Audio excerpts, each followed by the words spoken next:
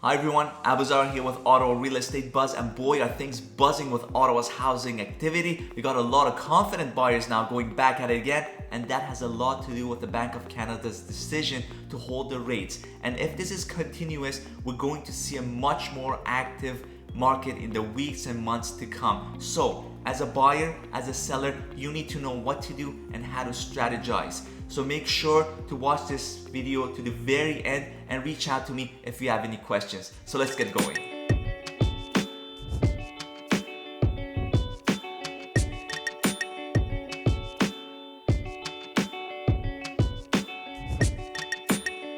So sooner than later, we're faced with a market that is more actively than anticipated before. We got optimism in the market, interest rates that are being held, the overnights by Bank of Canada, and at the same time you have the bonds and the relation to the fixed rates and the lower fixed rates now. So the variable rates are high, 6.7-ish. We have as low as 4.59% with the fixed. So perhaps the strategy for the right buyer in the right mindset, willing to take on a bit of risk, would be to perhaps take on a fixed rate for 2 to 3 years, wait, and then switch over to a variable rate that has gone down. And that's what a lot of buyers are thinking, and that's what they're doing and getting back into the market while taking advantage of the lower prices now. Because in the past 2 to 3 weeks, I can tell you that the average price is slowly climbing back up again. And if this is a market we're faced with, in the coming months, we could easily say we're going to get back to where we were before. So we'll take a look at the numbers now to give you a better idea. And as for sellers too, you should know that if it was a bit hopeless in the past couple of months, now putting the home back on the market, you'll see a whole different reaction. Because the inventory dropped, and now being the spring market, with the things that I just discussed to you, you may actually face multiple offers on the same price range that you had set your listing a couple of months back. So that's very interesting. So any questions, reach out to your realtor to explain the whole situation in depth for you, to provide you comparables and so on, to give you a better idea. So looking at the month of March, we'll take a look at the number of sales and average sale price of Ottawa and surrounding, and I'll let you guys take a look at the rest on your own.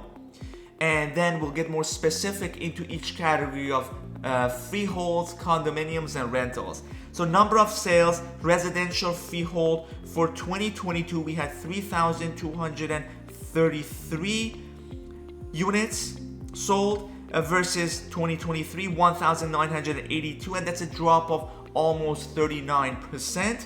And looking at the freehold average price, in 2022 we had 831,000 approximately, and 2023 we had 702,000 approximately, and that's a drop of 16%. Now we're still lower than before, but slowly climbing back up again. Looking at the condominiums for 2022, we had 1,114 units sold, versus 2023, 669. That's a drop of almost 40%.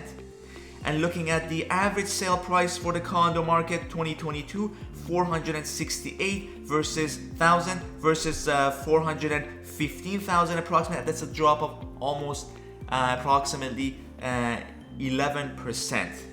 Okay, let's get more specific into each category. With the residential freeholds, we're looking at the number of lists versus number of sold for the month of March, and look at this.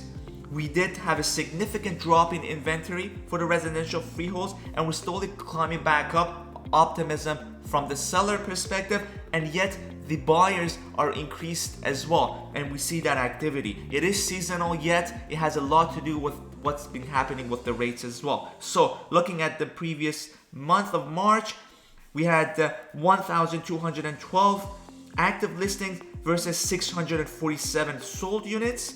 And looking at the year before, obviously year over year, it was drastic difference. We had 1,080 sold units versus 608 active units. But we are seeing optimism and we are seeing movement. Okay? Looking at the residential freehold list versus sold ratio, look at this. Now it's starting to climb back up again. While the average list price is climbing, that ratio between the two, the list and sold, is basically increasing as well. And look at that, for the month of March, we're at 98.1% versus 113% year over year. Obviously, it's just drastic, but the gradual movement, it's very, very key to pay attention to, especially in the coming weeks. Now, looking at the sale price average for residential freeholds for the month of March, look at this, 763,000 approximately. So we're back to August of last year, and if continuous, we're gonna slowly get where we were before. I mean, obviously the peak last year was about 912,000. We're way below that, but again, it'll be interesting couple of weeks and months to come, considering the whole situation. So let's keep an eye on this. Looking at the days it takes a unit to sell a freehold, we're at 29 days, and we're below the 41 that we witnessed 2 months ago, for instance. Not as the previous year, which was 8 days, but still I feel like this is normal for what we're seeing. Looking at the condominium market now, the actives versus solds, we are at 583 active units for the month of March, and 287 sold units versus last year, which was completely opposite, and we had 284 active listings and 498 sold units. But again, with the condo market too, we're seeing more activity, right? It's climbing up. We had a drop in the inventory similar to residential freeholds, but then we're slowly gaining momentum, and so is the number of sales.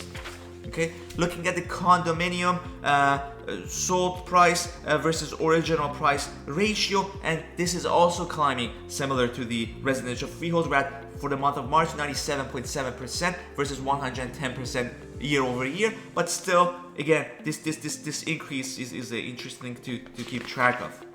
Looking at the condominium sale price average for the month of March, we're going steady for the condos at 417,000, slightly higher than the previous month.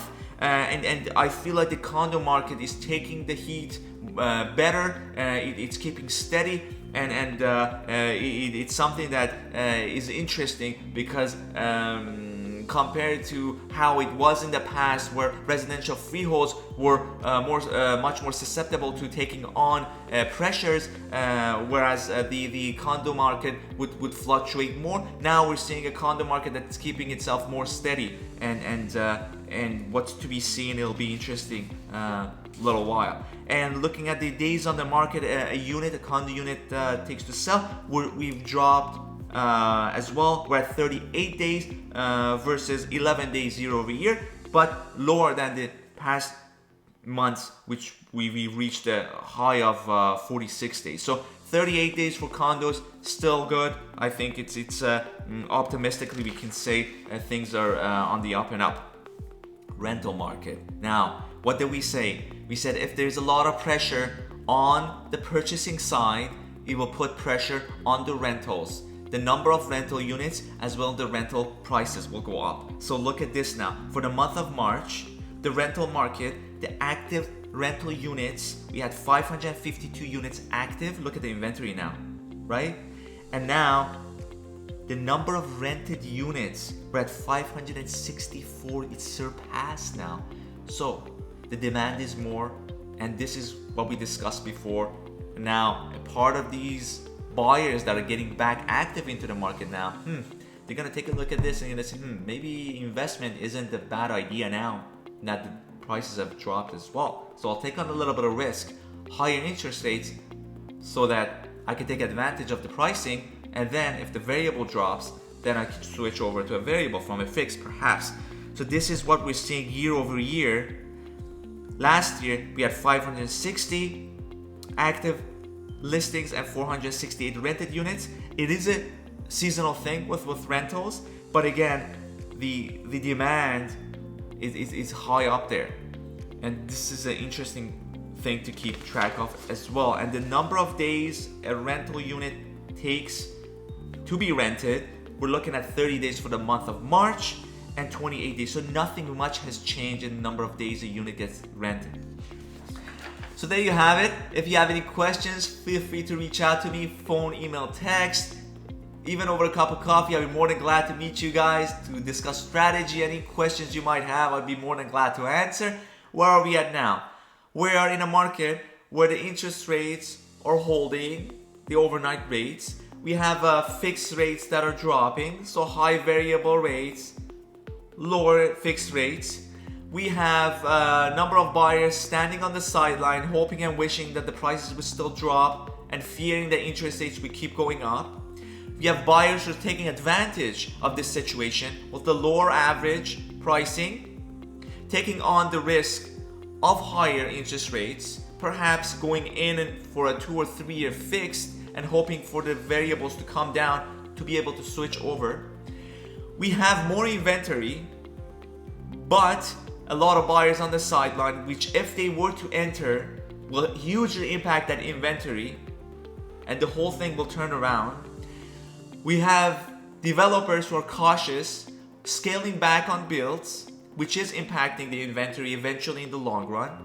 We have a government who's very cautiously modifying the regulations.